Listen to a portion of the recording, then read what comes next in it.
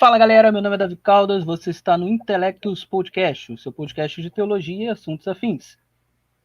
Hoje nós temos um episódio especial, estamos aqui com um convidado especial que é o Davi Boechat. O Davi Boechat é um grande amigo meu, ele é jornalista, também está terminando a sua faculdade de Direito e hoje ele trabalha como editor de livros na Unaspres, que é a editora da Universidade Adventista, lá em São Paulo, né? Ele já escreveu livros. Um deles foi o Pela Estrada da Liberdade, juntamente com o teólogo Isaac Malheiros, que é outro amigo nosso, grande amigo nosso, um doutor, um grande teólogo, né? E agora ele vai falar um pouquinho sobre o seu mais novo livro, que é o Palavra que Alimenta, né? É esse livrinho aqui que está na minha mão, Palavra que Alimenta, a pregação expositiva no Adventismo, que vai falar sobre sermão expositivo, né? Então, dê o seu oi aí para a galera e vamos começar o nosso bate-papo, Boechat. Bacana, Caldas. Cara, prazer poder conversar contigo. Já faz muito tempo que a gente não para dialogar um pouco, o que é quase que uma novidade, né? Porque enquanto morávamos no Rio, conversas como sempre, essa, né? não transmitidas, eram comuns, viravam, não raramente, algumas madrugadas lá em Nova Exatamente. Iguaçu. Dormíamos na casa um do outro. Com muita frequência, inclusive. Então é muito legal. Apesar de hoje eu estar quase 2 anos aqui em São Paulo, você não parar um pouquinho mais do que isso, né? Uns 4 anos já. Uns 4 anos, que é o tempo que eu tenho de casado. Eu vim E para cá, casei no mês seguinte. para quem não sabe, né, o que certamente é quase todo mundo que tem interesse nas nossas ideias e não na nossa amizade, nós não nos conhecemos por causa da igreja. Exato. Sendo adventistas, nos conhecemos por causa de um amigo em comum, que é o Sérvulo Pimentel, que era mais amigo do seu pai do que seu. No passado. Exatamente. Porque ele fazia letras, meu pai fazia letras também. Aí depois o Sérvulo mudou para a Faculdade de Comunicação Social, que era a que eu fazia na época. Na UERJ, a Universidade do Estado do Rio de Na Janeiro. UERJ, exatamente. E aí foi que a gente se conheceu. É engraçado isso, que você já estava na igreja, você era membro à época da igreja de Jardim Novo, lá na zona oeste do Rio, e nós estávamos, portanto, na mesma associação, mas não nos conhecemos através de um amigo em comum que havia sido adventista. Inclusive, esse foi o vínculo, né? O vínculo, Sérvulo exatamente. tinha sido adventista, já há alguns anos não é, infelizmente. Mas, de alguma forma, conversando com outro, olha, tem um amigo que é adventista, acho que você devia conhecer. Tem seu nome, inclusive. Com seu nome, inclusive. E também é jornalista. Na época você estava cursando jornalismo, e, salvo engano, quando nós nos conhecemos, eu também estava cursando. Aí eu não lembro, mas. Lá na Unicarioca. Já tem, eu não sei nem precisar quantos anos tem isso, cara. Mas tem um Mais bom tempo. Por volta de 8. Acho que sim. Uns 8 ou 9, talvez. Por aí. Quase uma década. Por aí. Muito e aí, bom. desenvolvemos um projeto juntos, né? Durante bons anos, que foi o Reação Adventista. Exatamente. É muita história para contar. Bastante. Meu amigo, vamos lá. Você acabou de publicar há pouco tempo, deve ter o quê? 2, 3 semanas? Um pouco mais do que 4 isso. semanas?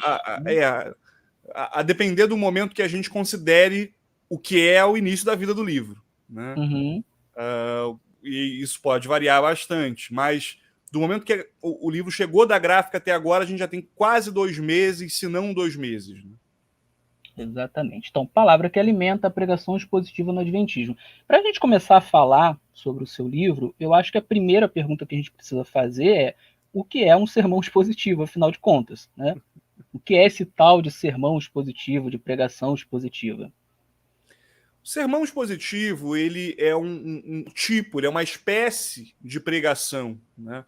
é uma forma de definir uma determinada conduta em relação à pregação, uma conduta por parte do pregador, que se expressa por um compromisso de basear o sermão, de assentar o seu sermão em um determinado trecho bíblico, extraindo deste trecho bíblico o que, em termo técnico, em teologia, se chama perícope, né, de uma determinada quantidade de versos, a mensagem e as aplicações. Então, o sermão expositivo é uma subespécie de sermão onde o pregador está delimitado a pregar com base em um determinado conjunto de textos, de versos bíblicos, né? Então, a gente pode compreender, e uma das formas de a gente aprender é aprender por contraste. E o que normalmente a gente conhece é o sermão temático. Inclusive, quando a pessoa pensa em fazer uma pregação, fazer um sermão, ela já pensa no tema em que ela vai pregar. E a partir desse tema, isso no sermão temático, a pessoa determina que textos ela usará para os fins do propósito daquele assunto que deve ser abordado. Na pregação expositiva, a gente trabalha com um propósito bastante diferente desse.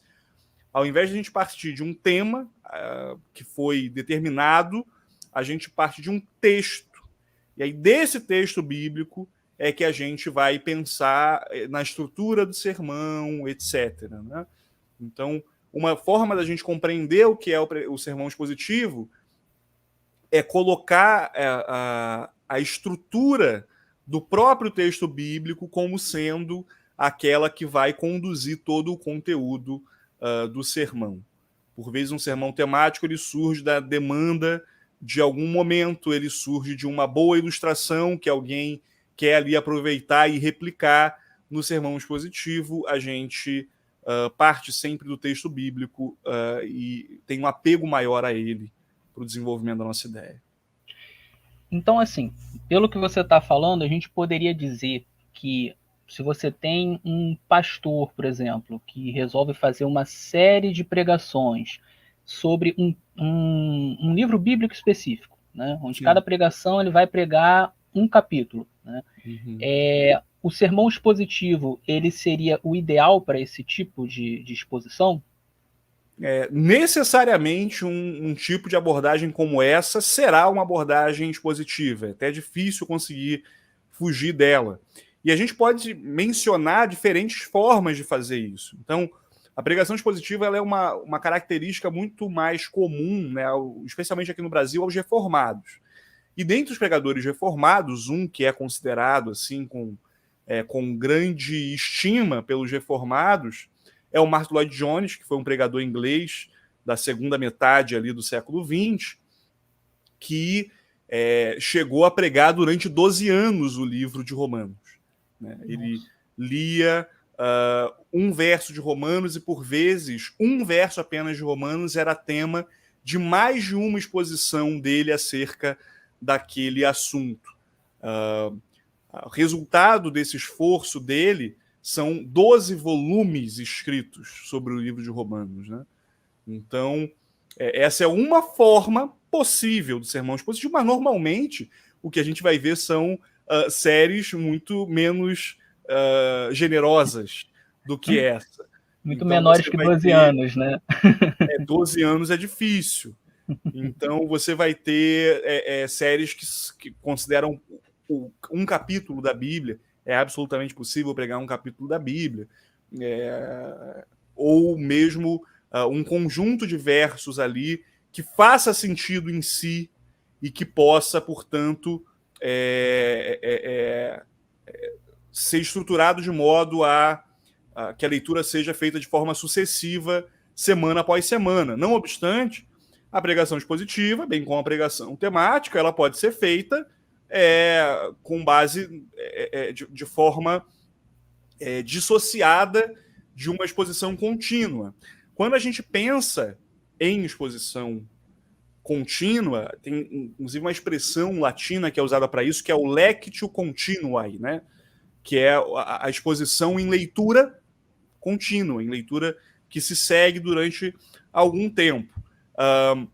Essa não é a única possibilidade da pregação expositiva. Então, é absolutamente normal que um pregador que decide, que opta por pregar expositivamente, responda a demandas da sua igreja, né, que poderiam exigir um sermão temático, mas ele vai fazer uma exposição dentro daquele texto bíblico sobre um determinado tema.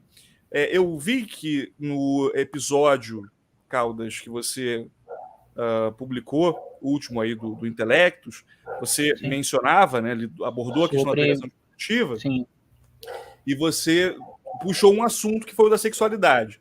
Então, para adicionar um exemplo a esse tema que você abordou, ao falar sobre sexualidade, a gente pode pensar, ao invés de recolher textos nas escrituras que falem sobre esse assunto, a gente pode ler 1 Tessalonicenses, capítulo 4, ali, versos 1 a 8, que é onde, num contexto geral em que Paulo está dando orientações à igreja de Filipos sobre o que é um viver cristão coerente, ele traz o tema, a pauta da sexualidade, como uma das questões que deveriam ali inspirar uma vida cristã reta, coerente, etc. Então, sendo assim, é possível pregar com base em temas, com demandas da realidade que aparecem, e ainda assim fazer de forma expositiva. Um outro exemplo que está muito mais perto da realidade da igreja, que são os sábados missionários, né? Vamos pregar sobre o engajamento missionário. Eu posso usar textos bíblicos que me inspirem a pensar sobre o trabalho missionário. Então, por que não pregar o texto da Grande Comissão? Os 3 versos ali em que Jesus está lidando no final do livro de Mateus. Eu posso fazer uma pregação expositiva com base nesses textos e trazer uma compreensão mais aprofundada daquilo que Jesus estava falando, e o resultado, a implicação, o apelo será voltado à prática missionária, né? Ainda que o tema não seja pensado para atingir fins muito pragmáticos no sentido de engajar as pessoas, né? Mas a gente consegue, através da própria palavra de Deus, da dinâmica em que ela vai se revelando, dar conta dos problemas que se apresentam, das questões que, de alguma maneira, afetam a vida da igreja. Isso é plenamente possível e a palavra de Deus nos dá respostas críveis, razoáveis, profundas aos nossos dilemas, né, aos nossos problemas.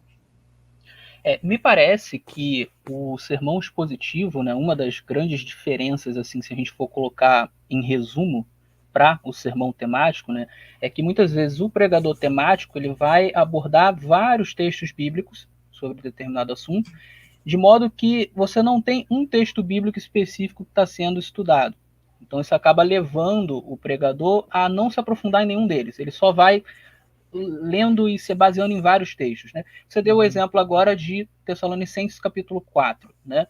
Se eu fosse fazer um sermão expositivo só sobre esse texto, obviamente isso me obrigaria a ter que me aprofundar muito nesse texto. Enquanto que se eu fosse fazer um sermão temático sobre o assunto sexualidade, eu poderia pegar vários outros textos e aí eu poderia entrar nessa situação de não me aprofundar em nenhum desses textos, né? Então, acredito que essa seria uma diferença prática bastante visível, não é verdade? Sim.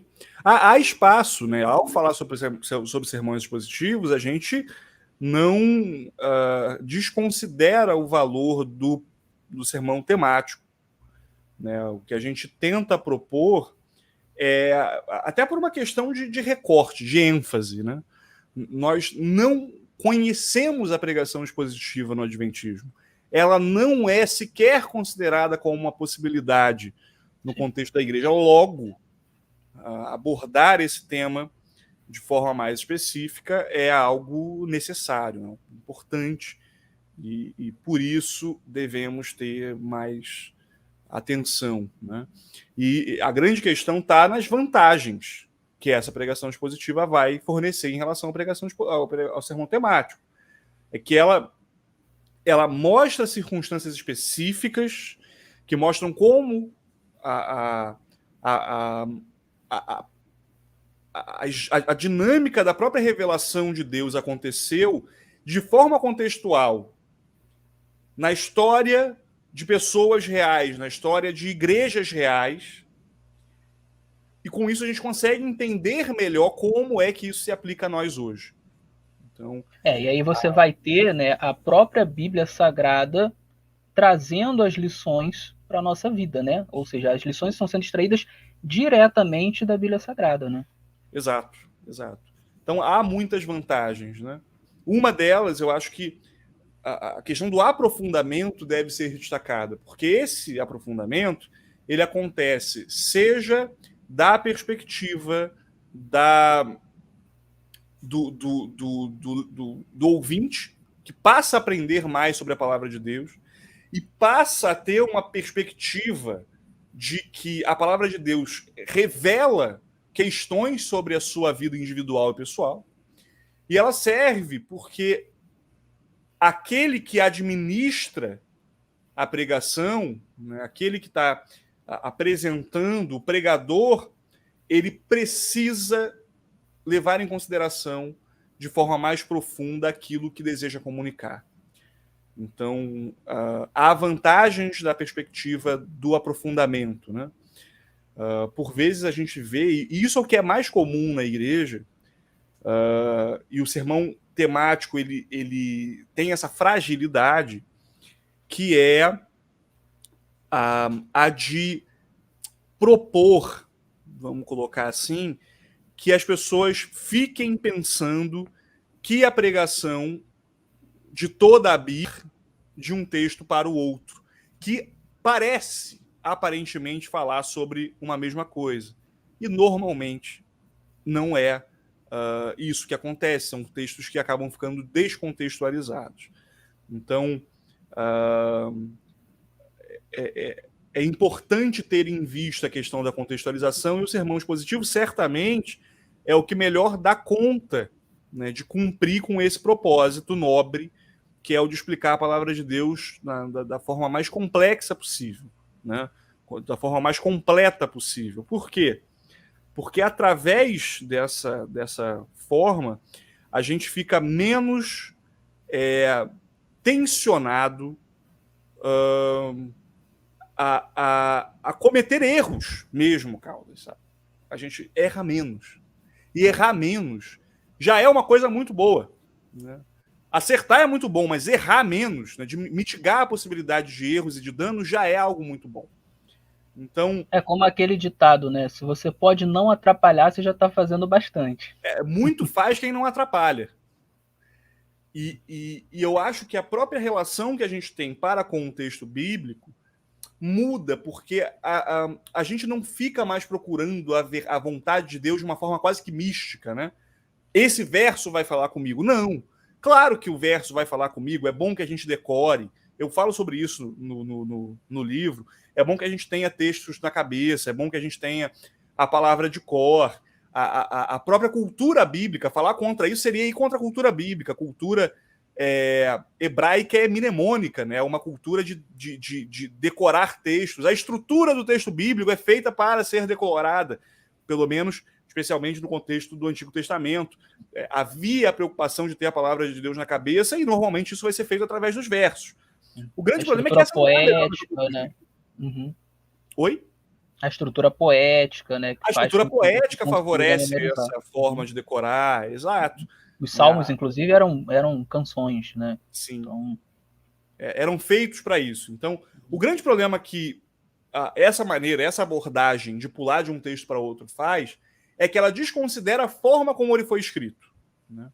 Nenhum texto do Novo Testamento foi escrito em capítulos e versos. Nenhum foi dividido em capítulos e versos. Há alguma coisa que vai falar que no Antigo Testamento, por exemplo, o livro de Salmos teria uma divisão natural entre os textos. Mas os demais textos, as narrativas, também não eram divididas dessa forma. Tudo isso é criação da Alta Idade Média, ali 1500, 1500 e pouco. Ou seja, a igreja cristã, durante a maior parte da história, não leu a Bíblia através de capítulos e versos. Quer ver um detalhe importante? Quando Lutero se depara com a questão da justificação pela fé, a Bíblia que ele usava não tinha separação de capítulos e versos.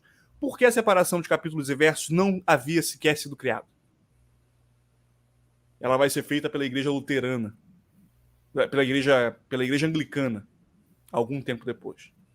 Então, mesmo dentro da história do protestantismo, a maneira como as pessoas se relacionaram com a palavra de Deus era da leitura de textos inteiros, e isso favorecia a compreensão de capítulos inteiros da Bíblia, que é exatamente o que a gente faz na pregação expositiva. Sim, que é exatamente o que a gente propõe fazer na pregação. Pensamento menos picotado, né? Um pensamento menos retalhado. Menos retalhado. Né? Exatamente. É claro que existem outras formas de adulterar o significado do texto, lendo textos inteiros. Então você vai ter, e eu dedico um capítulo inteiro do livro para isso, Sim. Que é sobre história da interpretação, onde eu falo sobre o método alegórico, né? Que foi muito importante na história cristã, muito utilizado na história cristã, mas que é uma tristeza, né? Sim. Que foi utilizado, inclusive, para muitas vezes esvaziar o sábado, por exemplo. Exato, né? Exato. Isso para nós adventistas, o estudo disso, aliás, é muito caro, né? E a gente percebe que grande parte da mensagem que nós temos, que é uma mensagem de resgate de verdades bíblicas, são verdades que começaram a ser esquecidas, apagadas, deturpadas, muito por conta do método alegórico, da alegorização das passagens bíblicas. Então, você se desviando, né, do sentido correto do texto, você imputando no texto coisas que não estão no texto, né, fazendo uma exegese em vez de uma exegese, né, você acaba distorcendo o que o texto bíblico diz. Né? É uma imposição ao texto, né? Eu gosto de uma frase que ela diz que o pregador que se comporta dessa maneira, pulando de um texto para outro, sem ter atenção àquilo que está lendo e o que está falando, ele usa o poste da mesma forma que o bêbado. Ele não usa o poste para iluminação, ele usa o poste para apoio. Esse é um grande problema. A maneira como a gente lida com a palavra de Deus não é para simplesmente que ela reflita aquilo que queremos dizer. É para que a palavra do Senhor seja tornada evidente. E esse é um cuidado que a gente deve ter, portanto. E eu acho que é aí que entra justamente essa questão do sermão expositivo, ele ser mais difícil de você cometer determinados erros, né? Porque se você tem um sermão onde você precisa focar no texto, né, e se aprofundar no texto, né, você vai precisar chegar no sentido correto desse texto, você vai precisar utilizar a interpretação de uma maneira correta. Agora, se você tem um tema e você já vai com um tema na cabeça, e você quer catar vários textos bíblicos já para suportar o seu tema, em vez de puxar as verdades bíblicas de um texto específico, né? Então você pode muito bem já vir com ideias pré-concebidas, né? E você simplesmente, até uma frase que você usa no livro, né? Você simplesmente tortura o texto bíblico para que ele diga o que você quiser, né? E você vê muito isso, por exemplo, hoje em dia, né? Na teologia do coaching, né? Onde o coach ele vem com já uma série de pressupostos, né? E aí ele não vai extrair de um texto bíblico específico, bem interpretado, aprofundado, a verdade bíblica. Ele vai pegar esses pressupostos e forçar vários textos bíblicos, né, que muitas vezes não tem nada a ver com o que ele está falando, né, a dizer aquilo que ele quer dizer. E aí você tem uma série de heresias. Né? Exato. E normalmente essa forma de descontextualização ela é muito conveniente, porque ela é utilizada, inclusive, por quem quer falar verdades. E esse é um problema, né? É que defender a verdade não nos dá salvo-conduto para usar ferramentas mentirosas. Então, eu não posso defender a verdade usando mecanismos da mentira. A forma como eu, como pregador, me comporto na defesa de verdades bíblicas deve ser congruente, inclusive, da perspectiva de que eu devo apresentar isso com métodos verdadeiros e com precisão. Porque isso é uma forma de glorificar a Deus. E isso é uma forma de levar a sério o texto bíblico. Sim. Então, como é que de eu deixar vou... a Bíblia falar, inclusive, né? Como é que eu vou dizer... se você não interpreta a Bíblia corretamente, no fim das contas, a sua base não está sendo a Bíblia. Ela não está falando. Né? E o que adianta defender ideias certas? Né? A custo de quê defender ideias certas por motivos e por meios errados? Né? Não vale a pena. Então, acho que essa é a questão. A gente tem como definir, tem como entender algumas das razões pelas quais o sermão expositivo é superior. Né? E uma delas, eu acho que é proporcionar essa experiência mais profunda do leitor com a palavra de Deus, o expõe a um desafio maior, que é essa coisa da interação transhistórica, como diz o Daniel Doriani, e eu menciono isso no livro, no penúltimo capítulo, que é a ideia de que quando eu compreendo o que aquele texto quis dizer para o ouvinte original, eu me sinto desafiado a seguir a requisição dele para a atualidade. Uma vez que eu compreendo... Né? Oi? Que é a aplicação, né? Exatamente. Então, uma vez que eu compreendo através da interpretação o que aquele texto quis dizer para os seus ouvintes originais, e eu apresento isso ao povo, eu consigo vislumbrar como isso se aplica para nós na atualidade. Eu acho que isso é muito valioso e não há nenhum caminho melhor do que o da pregação expositiva para fazer isso. Não há. Bom. Poxa, um dos capítulos muito interessantes, assim, todos os capítulos são interessantes, mas um que chamou muito a minha atenção foi justamente o que você fala sobre Jeremias, né? E o que você fala sobre Neemias. Eu não lembro se é o mesmo capítulo ou são capítulos diferentes, mas eu sei que você fala de Jeremias. Capítulos diferentes. São diferentes, né? De Jeremias e Neemias. Por quê? Porque geralmente quando a gente ouve falar sobre pregação expositiva, né, a gente ouve falar, olha, é muito bom por causa disso, disso, ok. Né?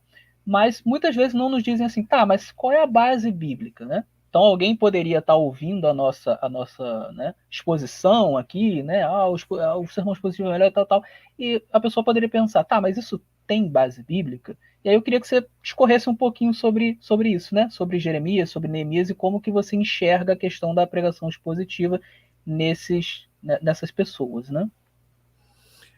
Nós temos exemplos, talvez seja anacrônico a gente falar que a pregação bíblica era exatamente uma pregação expositiva. Mas nós temos exemplos na Bíblia de circunstâncias onde transformações espirituais aconteceram através de uma conduta para com a palavra de Deus que hoje a gente compara ao que acontece na pregação expositiva. Isso sem nenhuma dúvida. No caso de Esdras, né, os livros de Esdras e Neemias relatam uma dessas ocasiões.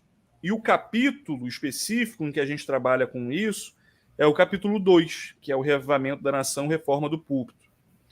Então, que texto bíblico a gente usa para trabalhar esse material? É o texto de Neemias, especialmente ali no capítulo 8. Esse texto também vai aparecer no livro de Esdras depois.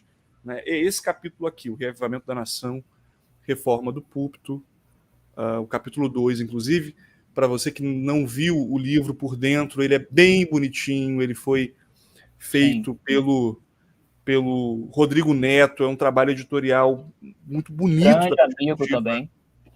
Oi? Vou mostrar aqui o sumário aqui para o pessoal.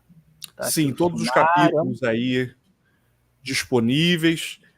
O Rodrigo funcionário da Casa Publicadora Brasileira, é designer lá, então fiz assim um trabalho editorial de muita qualidade. Isso, às vezes, é uma preocupação para a gente quando a gente pensa em projetos editoriais independentes, né? O livro independente, às vezes, ele sofre de alguns problemas e eu acho que a gente conseguiu evitar esses problemas muito aqui no Palavra que Alimenta, não só pela minha experiência editorial, mas também porque outros profissionais trabalharam no texto, né?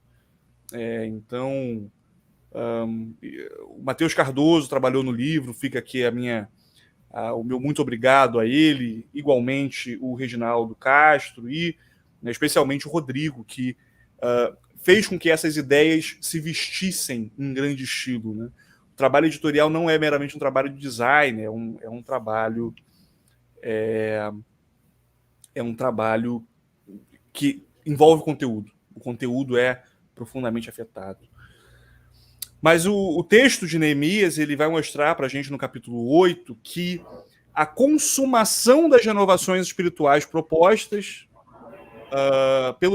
por Esdras, que era sacerdote, né, acontecem no momento em que, depois das reformas feitas, depois dos muros reconstruídos, depois das grandes mudanças efetivamente realizadas, você vai ter um momento específico que é o de onde o povo, de forma espontânea, depois que já havia tomado suas casas, já havia ali reparado as brechas do muro, garantindo uma segurança para a subsistência daquela população, em que eles se reúnem. E o texto diz que, de forma natural, sem que alguém os conduzisse, né? O que indica uma ação do Espírito Santo que os atraía à praça com a demanda de que a palavra de Deus fosse a eles exposta. E aí, naquele momento, Esdras assume o seu papel. O papel do sacerdote não era só o de oferecer sacrifícios. O próprio Antigo Testamento, mais no Pentateuco, vai dizer que da palavra do sacerdote viria, não é, a instrução. Portanto, o sacerdote também ocupava o papel de ensino, ainda que esse não fosse restrito a ele. Mas Esdras ocupa aquela posição e ele, do alto de uma plataforma, como relata o capítulo 8 de Neemias, começa a ler o livro da lei e, com a ajuda de levitas, né, traduz aquele texto ao povo, e a reação que o povo tem é de uma contrição muito grande, né? Então, as pessoas passam a ter uma inclinação no coração a obedecer a Deus, e como resultado disso, grandes mudanças vêm, né? Então, a questão aí está numa emoção que é gerada, numa emoção e numa inclinação para mudança, para transformação, que é demandada do texto bíblico. O texto bíblico foi compreendido, e por isso houve emoção, por isso houve transformação de vida. Então, não há problema em manifestar emoção no culto. Por vezes as pessoas que, desejando combater um tipo de emocionalismo barato e excessivo, elas acabam tentando negar as emoções. E o texto bíblico não é apático. Mas o texto bíblico coloca, especialmente nesse contexto, as emoções como resultado dessa ação de Deus, trabalhando, né, através da sua palavra para trazer mudanças ao povo. Então, muitas vezes as pessoas também querem, ao invés de emoções, elas querem mudanças. E aí, sermões legalistas, falas muito duras, muito fortes. E a gente, nessa época, Caldas, de muita lacração e mitagem nas redes sociais, pode se tornar mais vulnerável a isso, né? A querer usar uma linguagem agressiva, a querer trabalhar, sabe, chamando atenção, frases de efeito, para que as pessoas saiam dali impactadas e tal. E o impacto que elas têm não é o impacto transformador que a palavra de Deus tem a oferecer. Quando a palavra de Deus entra, as emoções chegam. As reações chegam. Podem ser reações positivas ou negativas, mas elas acontecem. E as transformações também vêm. Por quê? Porque houve uma compreensão da palavra de Deus, o quebrantamento é resultado disso, né? E esse quebrantamento que pode se manifestar nas emoções, ele vai, sobretudo, se manifestar numa vida coerente. E se a gente quer proporcionar isso aos nossos irmãos como pregadores, a pregação expositiva tem uma contribuição muito importante a dar. Por quê? Porque, infelizmente, no contexto da pregação temática, muitas vezes o que a gente vai ver são abusos realizados por muitos pregadores que querem o resultado, que querem a emoção, mas se utilizam de qualquer tipo de ferramenta para isso. E não tem esse apego, não se atém tanto à palavra de Deus. Sim. É interessante que esse texto de Neemias, né, ele é muito completo, né, para o nosso ensino, né, porque você tem ali Neemias e Esdras, né, você tem ali a leitura que é feita, você tem a tradução e a explicação, né, porque na época você tinha um problema, né, porque as escrituras estavam em hebraico e as pessoas já não estavam muito habituadas ao hebraico, estavam falando aramaico, então tinha essa dificuldade, já tinha um certo distanciamento. 70 anos de servidão, perderam o domínio da língua. O interessante, Caldas, é que essa perspectiva é ressaltada por Ellen White. Ellen White é que vai dizer que a explicação da escritura era importante naquele contexto por causa da corrupção do idioma. Mas Ellen White diz isso e a gente percebe outros comentaristas bíblicos dizendo o mesmo, né? E aí a gente também percebe uma coisa importante sobre a interpretação, que é o seguinte, né? O texto bíblico no Antigo Testamento já exigia explicação. Ele não era óbvio. Sim. Ele não estava tão acessível assim à interpretação de todo mundo no contexto do Antigo Testamento. Exatamente. Então, a pregação como um ato de explicação da palavra de Deus é ressaltada por esse texto também. E como você falou, a gente tem ali leitura, o que é um passo essencial da pregação expositiva, a gente tem explicação, né? E a gente tem aplicação. Né? Porque aí as pessoas entendem o texto bíblico e aplicam isso à sua vida. Né? Então isso é muito interessante, é um texto assim muito completo, né? E aí você ainda tem, como você falou, a questão das emoções, né? Então a leitura, a explicação, a aplicação e aí as emoções, porque o texto foi entendido, né? Então você vê que realmente existe uma base muito interessante para nós pensarmos em um modo de lidar com as pregações e os textos bíblicos que faça com que os textos sejam realmente contextualizados, explicados, entendidos, aplicados, para que então nós possamos ter, de fato, uma transformação genuína e, a partir daí, claro, emoções que são válidas, né? Emoções que, vamos colocar assim, que tem lastro, né? Então não é apenas um emocionalismo barato, né? São emoções que têm um lastro de verdade, né? Exato. Muito legal.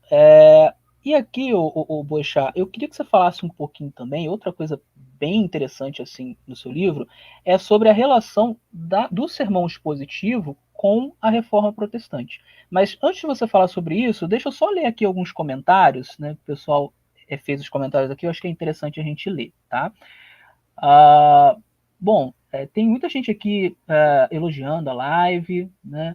O Willem, né? Ele disse, boa noite, falo de Cariacica, Espírito Santo, que Deus abençoe a todos desta live. O Roberto Góes é alguém que assiste bastante os meus vídeos, colocou aqui, 2 pessoas muito queridas, Deus abençoe a vida de vocês. Elair Soares colocou, tenho priorizado o sermão expositivo e tem sido muito bom, tem me feito crescer, muito bom. Bacana. Ela é anciã lá da igreja de Nova Iguaçu, da central de Nova Iguaçu. Show de bola. A Carla, minha esposa, ela colocou aqui, o sermão temático tem o seu lugar, mas acho que às vezes o pregador dá uma forçada, tentando encaixar determinado texto naquele tema, quando na verdade o texto nada tem a ver com aquela temática. Né? Isso acontece bastante, né, Boixá? Eu acho que isso é um apego, um tipo de postura com a palavra de Deus e esse é um dos problemas, né, do sermão temático, que ele parece piedoso, ele parece bíblico, mas não é. Então, ele é muito mais esotérico, né? Parece Ele é piedoso, mais mas esotérico. nega o poder, É. como diz a Bíblia. Exatamente. Ela também aqui citou aqui o que você falou, né? Quando a palavra de Deus entra, as emoções chegam, né? Muito bom. E o Roberto Góes fez uma pergunta aqui bastante interessante. Eu vou ler aqui a pergunta dele, mas eu acho que a gente pode deixar essa pergunta para o final, para você responder no final.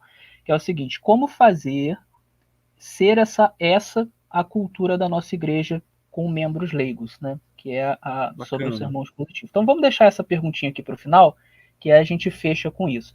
Então, eu acho que dá para gente abordar. Dá para abordar? Eu diria o seguinte, Caldas. Todo é um trabalho, desafio, né? É um trabalho de formiguinha. Eu acho que a gente não pode menosprezar os pequenos começos, sabe? Até porque o processo de descobrir o sermão expositivo envolve quase que um começar de novo em relação à pregação. O sujeito que prega muito bem, que acha que prega muito bem, porque tem um domínio de palco, quando ele se depara com a pregação expositiva, talvez isso seja uma estratégia de Deus também, ele é um pouco humilhado, né? Ele passa a ter que se adaptar a uma nova forma, ele agora tem que estar... Ele está relacionado e apegado ao texto. Isso faz com que talvez o nosso desempenho, num primeiro momento, até decaia. Né? O nosso desempenho de palco decaia. E isso também está associado a outras coisas que a gente vai lidar, acredito, no decorrer da live, que tem a ver com nós não sermos enfadonhos, né? Não tornarmos a pregação enfadonha, que é um caminho extremamente possível na pregação expositiva. Né? Ela pode se tornar enfadonha, esse é um cuidado que nós precisamos ter. Qualquer tipo de pregação pode ser enfadonha, mas a pregação expositiva... Ela tem o risco de se tornar uma palestra, né? É muito fácil que ela se torne uma palestra. E mais do que isso, é uma pena a gente admitir, mas como as pessoas têm muito pouco interesse na Bíblia, assim, de verdade, uma palestra sobre a Bíblia não atrai como deveria. Então, essa fragilidade primeiro, o sermão realmente não é uma palestra, a gente está falando sobre artes retóricas diferentes. Né? São coisas diferentes, isso é um fato. Mas, infelizmente, as pessoas não têm tanto interesse em Bíblia, convenhamos. Né? Então, o sermão expositivo ele precisa ter esse esforço de se comunicar com todos, de falar com as pessoas de forma mais abrangente.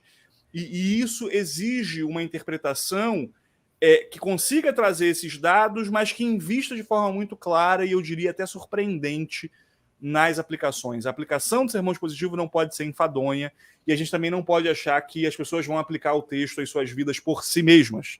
Né? A tarefa da pregação envolve a aplicação mesmo. Nós sugerirmos caminhos para aquilo que, de alguma forma, mostramos e caminhos que possam, inclusive, ser diferentes daqueles que as pessoas não precisariam de muito esforço para pensar.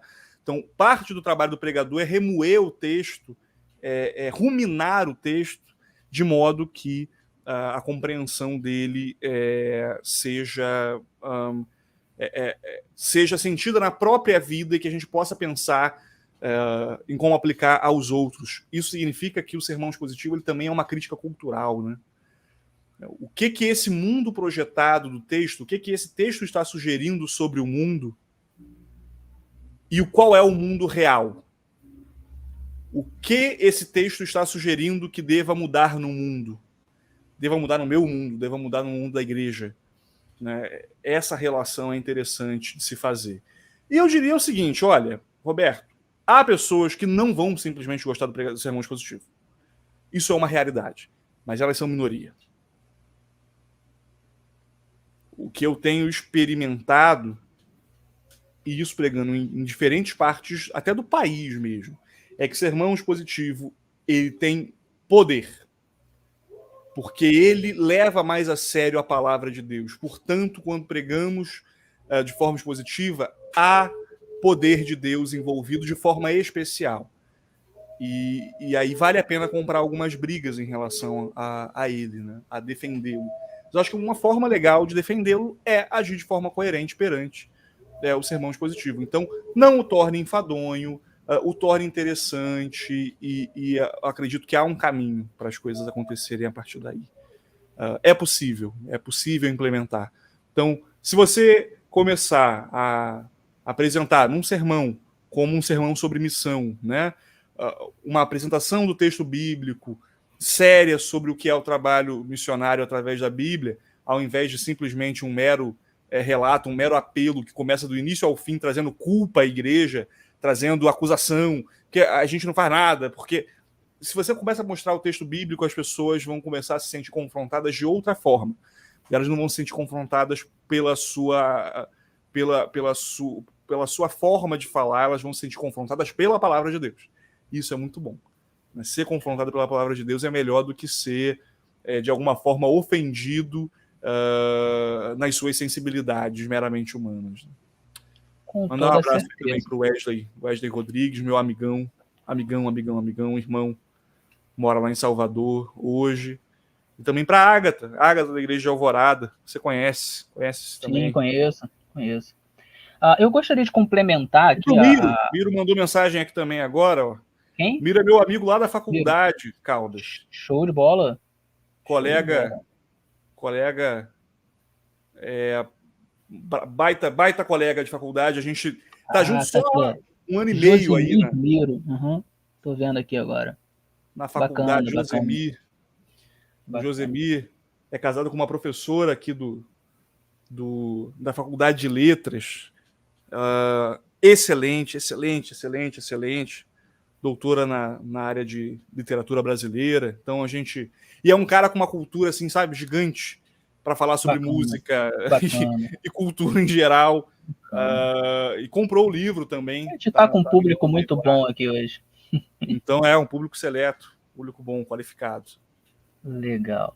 Eu queria complementar a resposta ao Roberto Góes, dizer o seguinte, olha, um pontapé inicial interessante para começar a ter essa cultura na igreja dos sermões expositivos é justamente você ter materiais de qualidade que você possa usar para ensinar os membros, né? E aí eu faço o merchan do livro do Boechat, né?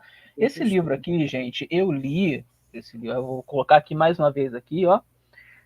Eu li esse livro do Boechat em 2 dias. Eu só não li em menos tempo porque eu estava trabalhando, fazendo outras coisas, mas ele é um livro muito gostoso, muito pequeno, é um livro fácil, não é um livro simplista, ele tem conteúdo de qualidade, mas ele é um livro fácil de ler, né? Então você, numa sentada, você consegue ler esse livro.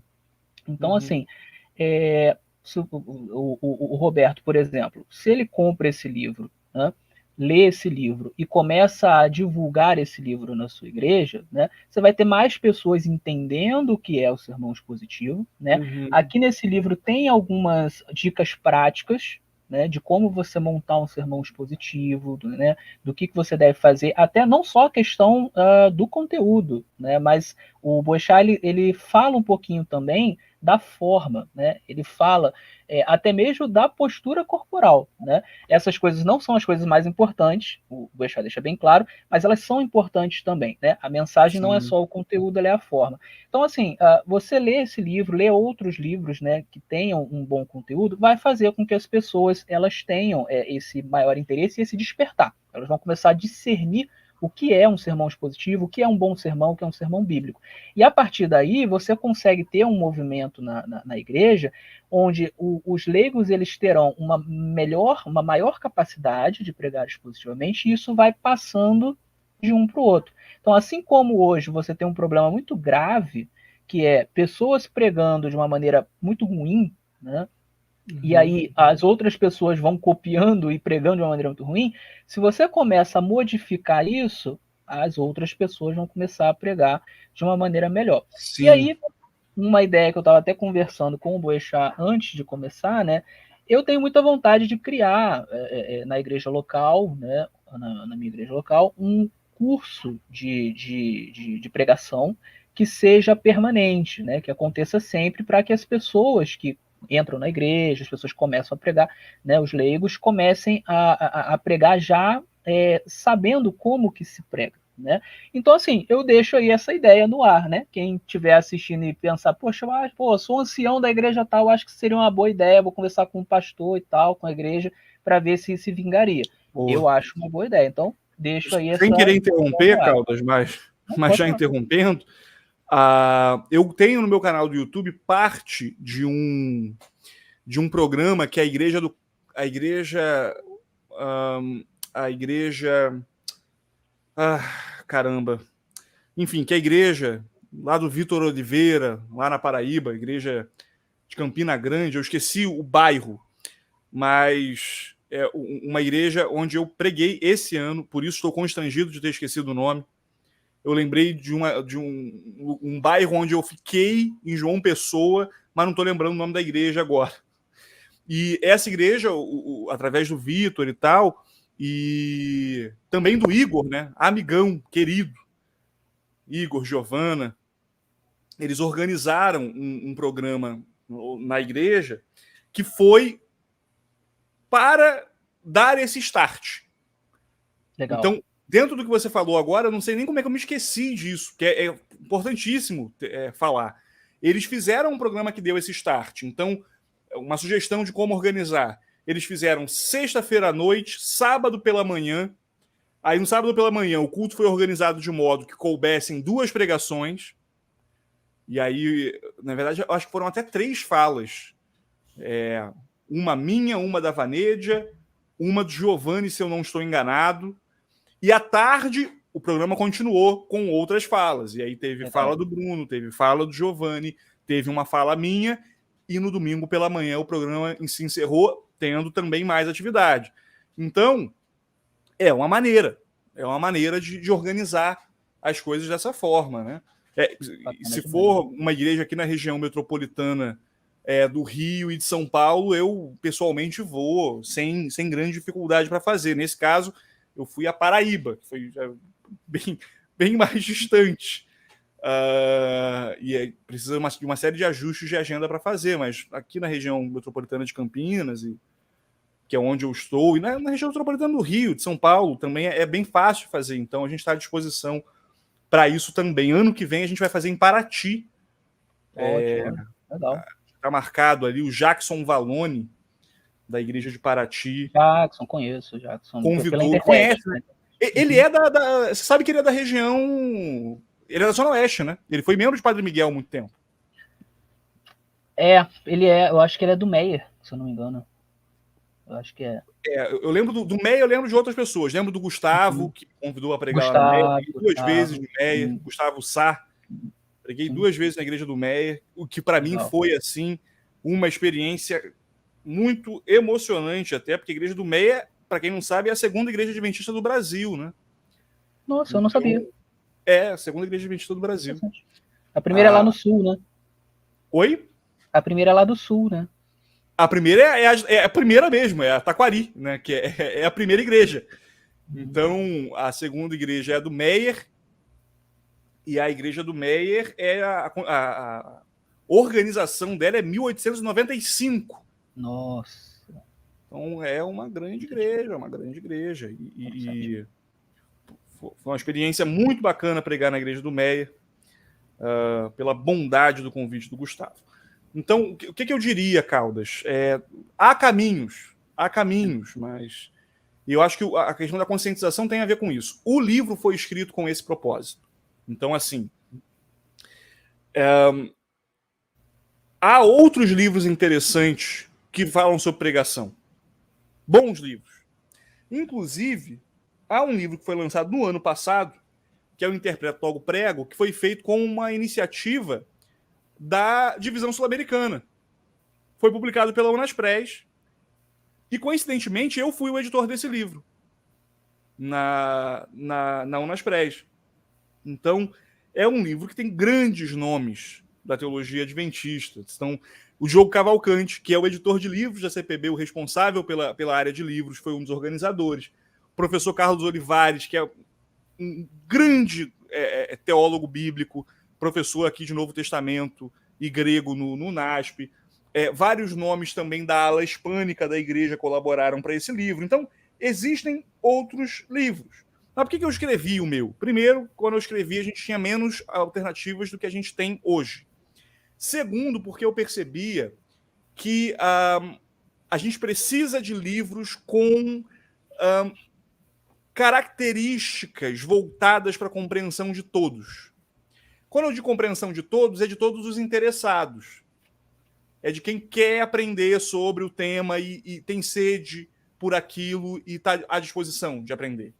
Sim. Só que para isso, você precisa se afastar do texto acadêmico que é escrito de forma muito rigorosa, por vezes, né? E ele tem o seu valor. Eu trabalho numa editora acadêmica, eu edito livros acadêmicos. Mas, por vezes, não é esse material que vai chegar na ponta da igreja. Então, através de uma habilidade desenvolvida no jornalismo diário, eu entendi que eu teria condições de traduzir o conteúdo teológico que está disponível em materiais mais específicos na área de teologia, em livros muito caros ou em artigos muito antigos, para algo que fosse familiar à nossa realidade, né? Inclusive na forma do escrever. Então, por que o livro ficou fácil de escrever? Porque ele foi estruturado como um livro para ser lido de forma fluente, de forma agradável. Quase todos os capítulos começam com narrativas. Sim. É um livro de instrução teológica, mas que está contando uma história. Tem histórias passando por ali. E isso faz com que a leitura seja melhor, né? E que tem sido muito bem avaliado. Isso me deixa muito feliz. Por quê? Num livro independente, que é o caso do Palavra que Alimenta, a gente não tem o peso da editora. A gente não tem a afirmação de um material como o da casa publicadora. Sim. Mas você ouviu um elogio, né? Como o do doutor Rodrigo Foles, do pastor Isaac Malheiros, de vários dos leitores que têm influência em teologia como você e tem a percepção de que o conteúdo ficou bom, isso é incrível, porque é a afirmação de que está dentro do que foi esperado, né? E digo mais, a membresia comum, Caldas, lendo e gostando do livro. Isso é o principal. Né? Isso é a premiação. Você fala, cara, conseguimos fazer um material para conversar com todo mundo. E aí, mais do que isso, né? Então, nesse esforço de acessibilidade, ao invés de deixar uma bibliografia, né, uma ala de referências com tudo aquilo que eu pesquisei, o que tomaria muito espaço, porque o livro, apesar de ser um livro pequeno, ele tem uma quantidade de referências imensa. Eu digo sem nenhuma dúvida que seriam referências suficientes para uma tese de doutorado na área. São muitas referências. São mais de 20 referências por capítulo. É muita coisa. Ao invés de colocar ali aquele referencial todo, a gente colocou tudo que é bibliografia nas notas, então você consulta as notas para saber de onde o texto está, e no lugar do que seria a bibliografia, eu fiz uma bibliografia sugerida. Sim. Então, eu falei, você que quer continuar aprofundando seus conhecimentos, tais comentários bíblicos são bons, esses livros aqui sobre pregação são bons, leia, compre esse material vai te ajudar a aprofundar. Por quê? Que a pregação expositiva ela tem um nível um pouquinho maior, né, de complexidade na produção. Exige um pouco mais de estudo. Mas exige um pouco mais de estudo e ela também pede um pouco mais de material. Então eu quis fazer uma curadoria também com o material, no sentido de, olha, vai por esse caminho aqui que é um caminho seguro. Você não vai comprar material ruim como eu precisei comprar um monte de conteúdo ruim, e aí você vai renovando a biblioteca aos poucos e tal. Vai por esse caminho aqui, que é um caminho seguro. Você vai comprar comentários bíblicos bons. E eu digo, Caldas, quem compra uma bíblia de estudo boa e tem um comentário bíblico interessante à sua disposição, passa a ver a Bíblia com outros olhos em com certeza. Em pouquíssimo tempo. É um investimento que vale a pena. Eu tenho aqui algumas Bíblias de estudo, né? E, assim, é possível você ir comprando aos poucos, né? Eu comprei aquela recentemente, a Thomas Nelson, né? É uma boa Bíblia de estudo. Tem a Bíblia de estudo, acho que é NVI, se eu não me engano. Tem a própria Bíblia de Estudo da Igreja Adventista também, né? A Andrews. A Andrews, né? Então, assim, você pode ir comprando aos poucos, né? E isso já ajuda bastante, né? Para você se orientar na hora que você está estudando o texto bíblico, entender o contexto histórico, né? Entender o que os principais comentaristas dizem sobre o texto. Isso ajuda muito a interpretar o texto da maneira correta, ter insights e, claro, aplicar o texto da maneira correta. O comentário bíblico adventista mesmo é um dos mais baratos que a gente tem no mercado, considerando o seu tamanho, né? São 9 volumes. 9 volumes. Você não precisa comprar os 9. Um volume no comentário bíblico adventista com 1.200 páginas custa R$100. Isso é muito barato. A maioria é 200, 300, 400. Eu tenho aqui a coleção nova da editora Vida Nova, o comentário exegético, né, que está aqui, aparece no cantinho do vídeo. Caríssimo. Caríssimo. Você vai pagar bem mais, R$180 num comentário só sobre Romanos, por exemplo. Então, não é para todo mundo começar assim necessariamente, né? Mas ter ali, vou dar um exemplo. Se você é uma pessoa que gosta muito do Pentateuco, o Pentateuco está todo no volume 1 do Comentário Bíblico Adventista. Sim. Se você gosta muito dos Evangelhos, né? Os Evangelhos têm as parábolas que são maravilhosas para se estudar. Eles estão todos no volume 4 ou 5 do Comentário Bíblico Adventista. Então você tem ali, gastou R$100 e ganhou material para estudar 4 livros bíblicos, né? No caso dos Evangelhos e no caso do Pentateuco, os 5 primeiros livros da Bíblia, né? Estudar de forma mais profunda. Então, é um caminho.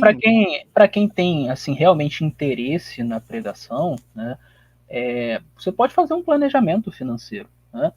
Eu vou pegar aqui, são 12 meses do ano, eu vou separar aqui R$100 por mês para comprar material para pregação. Né? Pode ser um pouco puxado para algumas pessoas, mas é um investimento. Uma vez que você comprou, você vai ter. Né? Depois você não vai precisar comprar de novo. Né? Então, para quem leva a sério a pregação, para quem prega com recorrência, são investimentos importantes. É bom você estudar, você se esforçar. A gente está falando da pregação da palavra de Deus, não é qualquer coisa. Né? Então, assim, se aperta um pouquinho, às vezes deixa de dar uma saída, alguma coisa assim, você consegue comprar alguns materiais. R$100 são muito mal 2 pizzas hoje, né? Exatamente. Então, assim, a gente entende o aperto. Eu também comprei livro, grande parte dos meus livros vieram de momentos que certamente o dinheiro não sobrava.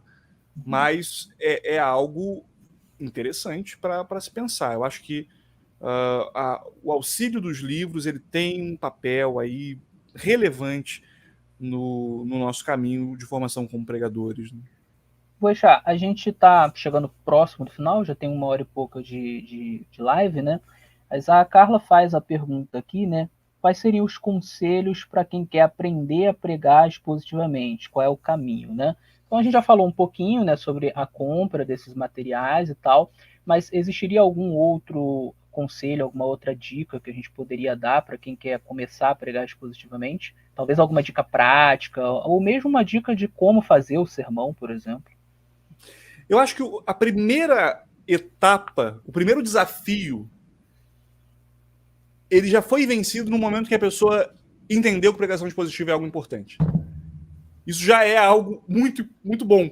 Já começou muito bem, porque você entendeu que a pregação expositiva é algo importante. No decorrer do livro, na organização do livro, eu sugiro, né, na própria progressão das ideias, a convicção como sendo um primeiro passo, né? Que é o primeiro capítulo, que é bem provocante, que é a ideia do falso profeta. Né? Você é um falso profeta? Que é a pergunta que eu faço no primeiro capítulo. A ideia de que você precisa ter uma inclinação para a verdade ao lidar com a sua pregação. Isso, é claro, vale para qualquer circunstância. E eu diria que eu acho que a gente precisa ter disposição para ler. E aí está o terceiro capítulo exatamente sobre isso, né? Persiste em ler, exortar e ensinar.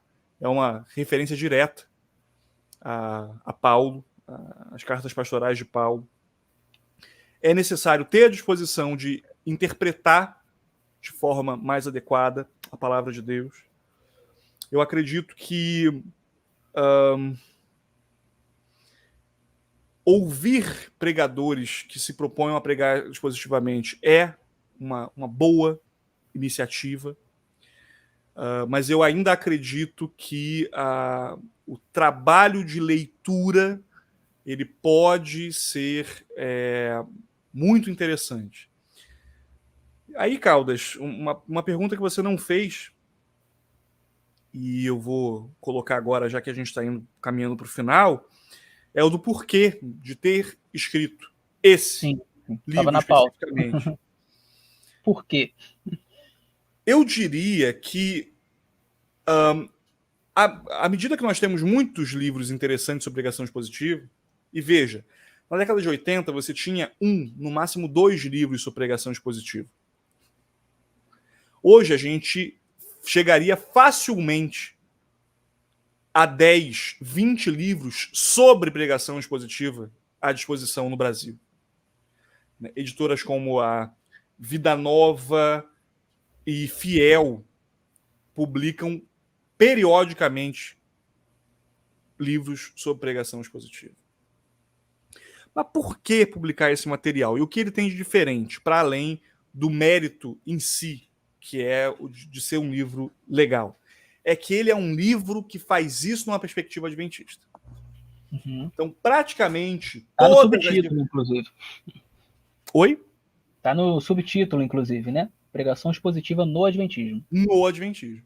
Então, a gente vai mostrar... E se o livro todo tivesse que ser descartado, eu, obviamente, teria muita dificuldade para ser esse, né, que iria editar, mas o capítulo 5, que é o Prega-Palavra, é, sem dúvida nenhuma, muito importante, porque ele nos traz uma reflexão sobre como pregadores adventistas, no decorrer de todo o século XX, compreenderam a pregação expositiva como sendo algo importante. Não foi algo que eu tirei da minha cabeça. Não, e também não é modinha, né? Tipo, isso aí surgiu agora e o pessoal tá batendo nisso há muito tempo, né? Ou mesmo que, Caldas, que tenha sido, por exemplo, uma demanda reativa nossa em relação ao que os reformados têm feito. Então, olha, os calvinistas têm feito, a gente tem um pregador como Augusto Nicodemos, o Hernandes Dias Lopes pipocando por aí e conquistando muito público. Como adventistas, vamos ocupar esse vácuo. Não, os nossos pregadores estavam escrevendo sobre isso antes do Nicodemos se converter. Uhum. E isso é muito importante, porque são pregadores adventistas que vinham advertindo sobre isso. E grandes pregadores. Então você vai ter o Jude Lake, você vai ter o George Knight, você vai ter o John Paulin, mas você vai ter o Herbert Douglas, mas você vai ter ex-presidentes e ex-vice-presidentes da Associação Geral. Você vai ter uma quantidade assim imensa de pessoas que vinham reconhecendo esse problema e escrevendo de uma forma muito forte sobre, usando uma linguagem muito contundente para falar sobre esse tema. Então eu diria, meu amigo, que se ambientar esse ambiente, se ambientar essa realidade nova, esse contexto da pregação expositiva, é um imperativo, é fundamental que isso seja feito. E eu acredito que isso pode trazer muito resultado bacana, muito resultado bom. E eu diria também o seguinte, né? A gente está fazendo essa live sobre pregação no sentido geral e sugerindo o livro como um caminho, né? O livro está estruturado para você que não conhece pregação expositiva, para você que está insatisfeito com o púlpito da sua igreja. Está começando do zero também, que né? Está começando do zero. Né? É para você mesmo. Então, eu sugiro dezenas de outros materiais no próprio livro, no apêndice que a gente colocou como obras que vão te ajudar a nortear esse caminho. Mas leia o livro, não porque ele é o melhor, mas é porque, dentro de uma perspectiva adventista e com a preocupação de ser acessível com quem não é fluente nas discussões teológicas, na questão da pregação, eu acredito que esse é um material mais adequado que nós nesse momento temos. Eu peço a Deus que daqui a algum tempo a gente tenha vários outros materiais. Eu peço a Deus que a gente tenha o Palavra que Alimenta como um livro, talvez no futuro, inútil. Mas até lá tem muita estrada para a gente percorrer e a minha maior alegria é saber que a gente tem hoje um material que eu não tive quando comecei. Então... A gente escreve meio que por causa disso, né? A gente escreve Exato. Aquilo que a gente gostaria de ler e não teve, né? Exato. E tá legal, sabe? Então, assim, vale a pena dedicar tempo para isso. É um livro com 140 páginas. E com capítulos curtos, mas suficientemente informativos. É como se você estivesse lendo várias reportagens assim da Revista Adventista, reportagens grandes de 4 páginas, né? Uhum. Que vão te ajudar a partir do momento da leitura, ter reflexões sobre o que é a pregação, mas também sugestões práticas, né? Tem capítulo ali que vai lidar com você, vai te ajudar a escrever o esboço, como elaborar o esboço, como eu posso ler melhor a Bíblia. Tem capítulo sobre isso, como eu posso ler melhor livros em geral e fazer anotações e tal. Tá isso em 140 páginas. Então, assim, é muito esforço, é muito gasto e desgaste, né? Feito para que esse livro exista. Foram pelo menos 50 livros lidos, eles estão aqui embaixo, inclusive, todos eles, eu diria, muito mais caros do que o Palavra que Alimenta. Vários deles estão mencionados no livro, outros não, até porque a gente tentou realmente dar ênfase aos pregadores adventistas falando sobre. Então, quando a gente fala sobre interpretação bíblica, é através de uma perspectiva adventista, de autores adventistas, e isso é muito legal. Isso é muito bacana. É um material para a gente que evita, inclusive, Caldas, resistências que algumas pessoas poderiam ter. No sentido de, poxa, o sujeito aqui está falando que o dia mais importante é o domingo, que o culto mais importante é o domingo pela manhã. Não, você vai ter um pregador, você vai ter alguém falando na perspectiva adventista, tendo menos ruído na comunicação, inclusive para que isso seja uma forma de convencer a outros, né? E apresentando isso um pouco melhor. Então, Palavra que Alimenta, a pregação expositiva no Adventismo, uma excelente escolha para você.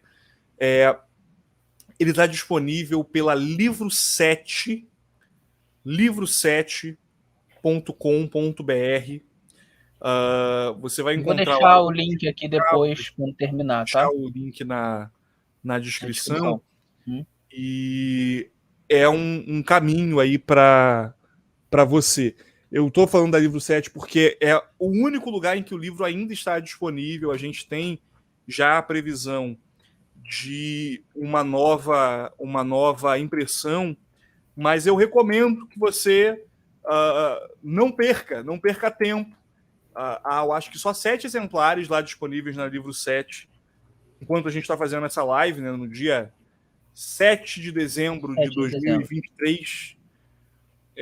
Então, corra se você gostou da nossa conversa aqui. Eu vou colocar o link no chat também, abrir aqui rapidamente.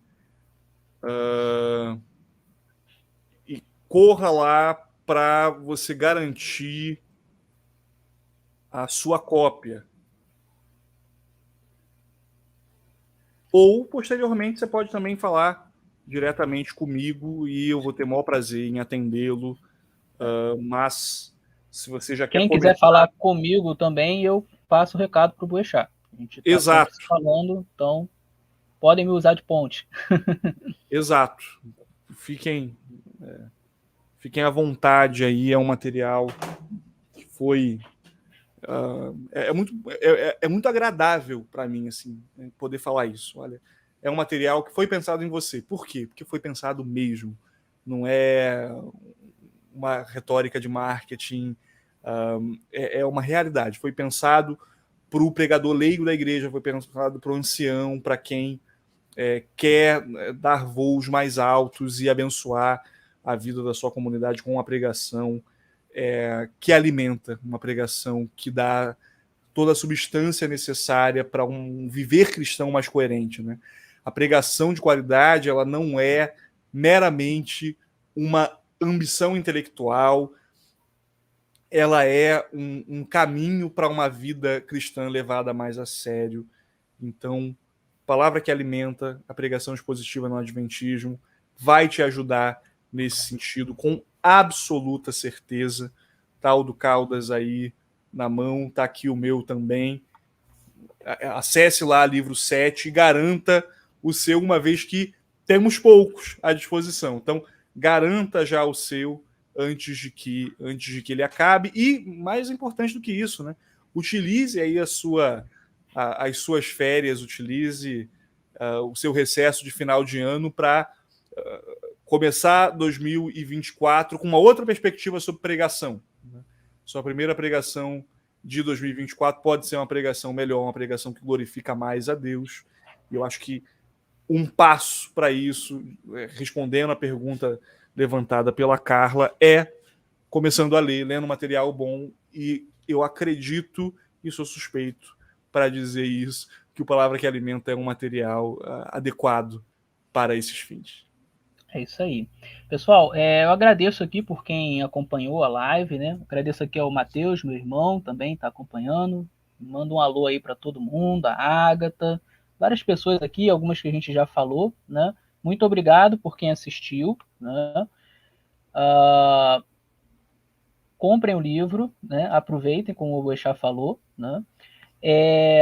Como o Boechat também comentou em outra parte da live, né, eu lancei um vídeo ontem sobre pregação expositiva, então quem quiser assistir também, é um vídeo bem curto, deve ter meia hora só, que eu falo sobre pregação, sobre tipos de sermão, então pode ser um caminho também para você se ambientar, né, nesse assunto, né.